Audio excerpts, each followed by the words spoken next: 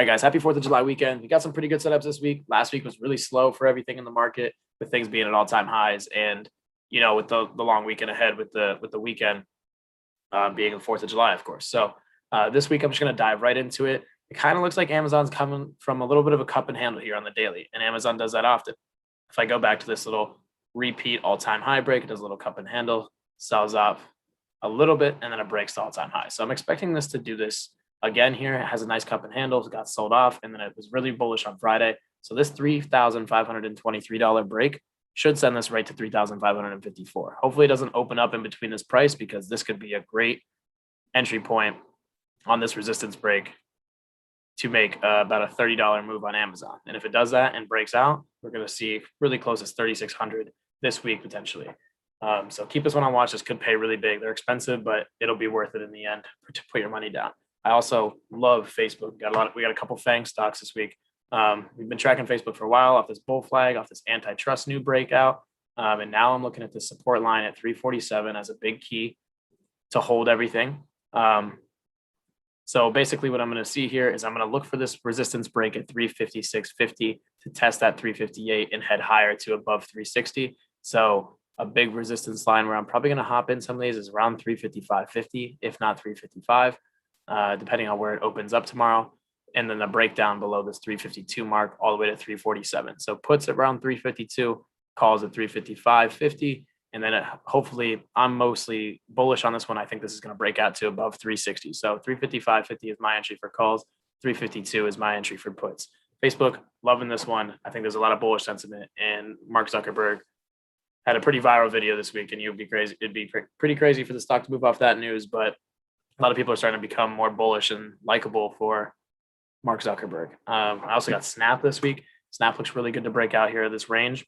Has an inverse head and shoulders. I've been looking at this one for a while. I have long calls for August 20th. I've been in them for a while now. But I'm looking for this all-time high test / break. If I can get this 69.45 or 69.50 breakout this week, we're probably most likely going to see this all-time high test, or at least near it. So I'm really watching this range right here. It's getting tighter and it's going more consolidated. So I'm really looking for support line break at 66.25, and then this resistance line for around 69.40 is a good price to buy calls, in my opinion, because it's going to break out of this range and test a 73.59 if it gets some volume behind it. And what else do we have? We had Nike as well. This one is going parabolic, and I'm actually going to put some puts on the radar for this one. I know their earnings report was amazing, but this one something's not sticking right with me when I was just trading at 126 last week to 160. That's a humongous jump, and I know it's they killed earnings and they're raising their guidance estimates and stuff like that, but this is just going parabolic right now. So I'm going to look for a put entry. I don't really have a level at it yet, but maybe around this 158. I'm going to start looking for some puts to catch some downside, because when it goes red, it's going to have a really big red day. Even on this red day, it went from 154 to 151. A $3 move and something like Nike will pay you pretty well with the premium prices that they have. So I'm looking for some puts here. Definitely going to see how much volume it has this week, because I feel like this run is almost over. So I'm going to start looking for a reversal here. And once I find the reversal, I'm definitely going to hop in some puts for this, because it'll pay out pretty big.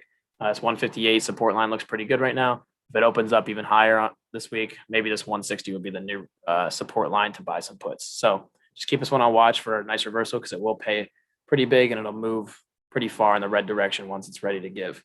What else do we have this week? We have Snapchat, we had Amazon, we have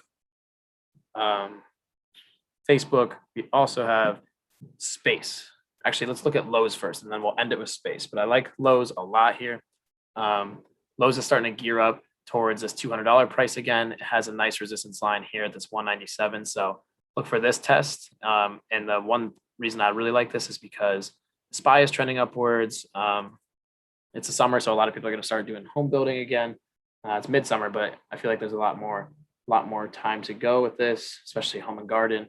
And then it's also trailing behind its competitor, Home Depot, who has just been going parabolic lately from 299 to 322. So this one has a lot more steam than Lowe's does. So when I go back to Lowe's, I can tell it's lagging behind. So this looks like a pretty good entry point around here somewhere to get it to this 200 price. So I'm looking for this 197 test, 198 break. Keep in mind, both of these have ran a little bit, so you might see some consolidation.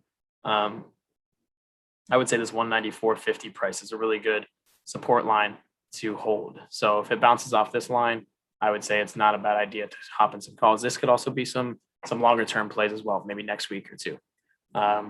Weeklies are always a gamble, but these are the breakouts that you could have for short term capital, or you could just buy some long term plays for the potential breakout towards these all time highs, which would pay a very large amount if it gets all the way back up to 215. So the last one I want to put on here is space.